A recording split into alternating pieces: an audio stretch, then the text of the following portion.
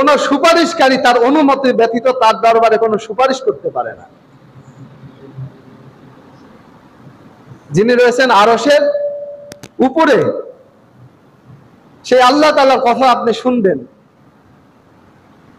অমনোযোগিতা, অলসতা, বেফিকির, এটা আল্লাহ সুবহানাহু ওয়া তাআলা মোটেও পছন্দ করেন না। পূর্ণ মনোযোগ দিয়ে আল্লাহর কথা শুনতে হবে। আল্লাহ এই আয়াতের মধ্যে বললেন, যারা মনোযোগ দিয়ে কথা শুনে, যা শুনে তাই গ্রহণ করে না। কি চমৎকার একটা কথা! যা শুনে তাই গ্রহণ করে না, উত্তম কথা গ্রহণ করে। উত্তম কথা আজকে শিখে নেন। উত্তম কথা কোনটা?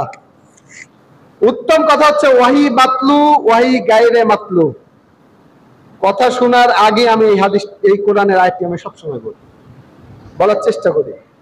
ওয়াহি মাতলু হচ্ছে কোরআন মাজিদ, যেটা জিবরাইল আলাইহিস সালামের মাধ্যমে পঠিত হয়ে সরাসরি আল্লাহ রাসূল সাল্লাল্লাহু আলাইহি ওয়াসাল্লামের কাছে ওয়াহি হিসাবে এসেছে, এটাকে বলা হয় ওয়াহি মাতলু।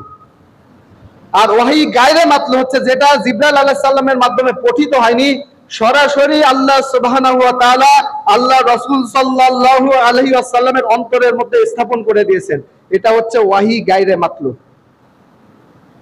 অর্থাৎ কোরআন এবং সহিহ হাদিস এই দুইটাই আল্লাহ সুবহানাহু ওয়া তাআলার পক্ষ থেকে।